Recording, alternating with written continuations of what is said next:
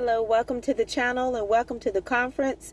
All honor, glory, and praise be to our one and only Lord and Savior, Jesus Christ.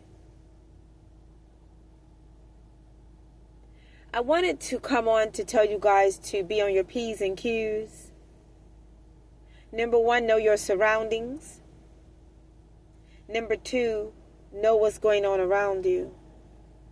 And first and foremost, I would say number three, but first and foremost, I wanted to hold this conference because I wanted to put you guys up on enemy tactics for those of you that may not know what I feel a primary one is in these last days, and that is the devil trying to know about you. Figure out what is going on in your life. Figure out your life. Figure you out. Know your moves. Know your comings and your goings. Know what's going on in your lives. So just be mindful of busybodiness going on around you, or people that you may be in close proximity to being questioned about you, as it pertains to the type of person that you are, or other people trying to see if you have conveyed any information about your lives to other people that they can obtain, to perhaps either try to figure you out, use against you, or try to have you serve as some sort of case study or something, especially if you are somebody that is anointed.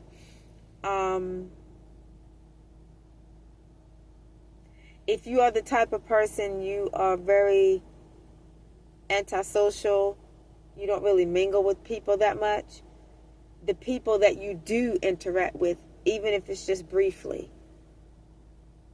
most likely will be questioned about you, what type of person you are, your character, just anything, what's going on in your lives. So just be mindful of monitoring spirits. Be mindful of the people that you may interact with, even if it's just sometimes in a business setting. Be mindful of those people being questioned about you behind your back, so others think. It could be anything. It could be what you talk about. Do you talk about anything about yourself? Have you conveyed or revealed anything about your lives to them? And if so, what? And what type of person they may feel you are. Just be mindful that it is a possibility, if not an actuality, that there are people out there trying to collect information about you, and they're questioning people that either they think know you or they think have known you. I would say always remain a mystery.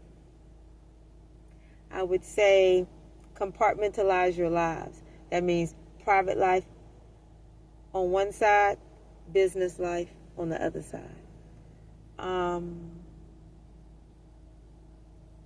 What the devil is trying to do is see what he can gain and maintain to use against you. He wants to know if you have some deep, dark secret that, like, I don't know, a double life, or, So, I don't know. I'm just throwing that out there, you guys. Just be mindful that there could be busy bodies out there trying to question people, or actually questioning people about the type of person you are, trying to collect personal information about you. That's the reason why it is so important in these last days that you all move in silence and don't convey too much of your lives to other people.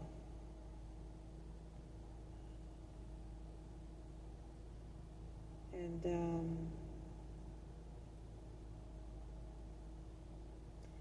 just know that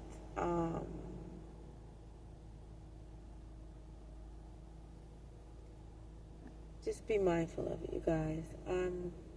I may come back and hold another conference later on, but I just want to come on and touch base about be mindful of the people around you being questioned about you. And not only that, but being led into certain responses. And what I mean by that, it's a manipulative tactic. I find it to be, I was going to say quite demonic, because it's a form of gaslighting, I feel. And it is when people try to lead other people into a certain level of response that will cause that person to hang his or herself. Case in point, for an example. Let's just say John Doe works in a booth outdoors in a parking lot. And what he does, he tickets the people in and out. So meaning people, it's like a toll booth type of deal. People pay him, and he raises the gate and let them go in and park, and then they go into the building and they take care of their business. But let's just say one day an irate, rude co-worker needed access through the gate and came and approached the attendant, but had a very mean demeanor. So meaning was very snappy and saying, don't you have sense enough to open the gate in time before this thing comes down on the hood of my car? And let's just say that just wasn't the day for John Doe. And John Doe responded back saying, I feel like you should be a little more polite to me. I feel like there should be a mutual respect. Well, let's just say John Doe was very firm in his reaction. And let's just say his coworker went and reported him saying, oh, I just felt like he was out of line. He's not my supervisor. He's not my manager. And he's trying to tell me da-da-da-da. And let's just say John Doe is called in and questioned about it. And let's just say John Doe was standing in the right. He had a right to defend himself, and he defended himself professionally. But when John Doe was questioned about the complaint that his coworker had, let's just say John Doe was asked, John Doe, did you respond to your coworker saying that you allowed the little, whatever that little gate thing is, to come down on top of his car? Did you react in a way that you fit that your coworker said that you did? And let's just say John Doe said, no, I did not react in that way. And then let's just say John Doe is asked, well, what happened? And John Doe conveys what happened and says that he told his coworker that he should be a little more polite to him. And let's just say that the response to John Doe saying that would be, well, John Doe, don't you think that by you telling your coworker that he or she should have been a little more polite to you, don't you think that kind of gaslit and escalated the situation, which caused things to get out of hand between you and your coworker?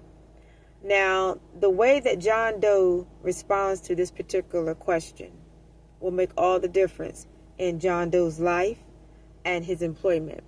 Because if John Doe says, well, yeah, I felt like I could have handled things a little more differently, and or yeah, maybe if I had just not said anything in response and just took it to a supervisor, then maybe things would not have escalated. Well, if John Doe responds in that way, he just hung himself, because he was asked a leading question. It's a tactic that is often utilized in the court system. It's called a leading question. And the purpose of it is to get you to respond in a way to where you convict yourself through your own tongue and your own speech. It is a way of indirectly admitting that there was another tactic or another method by which you could have handled that situation so that it did not escalate to the point that it did. So it's kind of making you look like that you are the guilty culprit, when in fact the person that instigated the whole situation is the guilty one. But by you responding that there was a different type of way that you could have handled it, makes you look like you gaslit. If not gaslit, you gas fed the situation.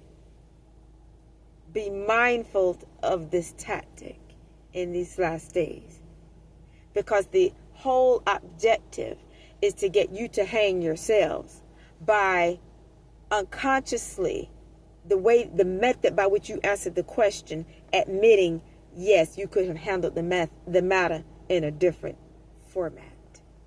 Are you all following me?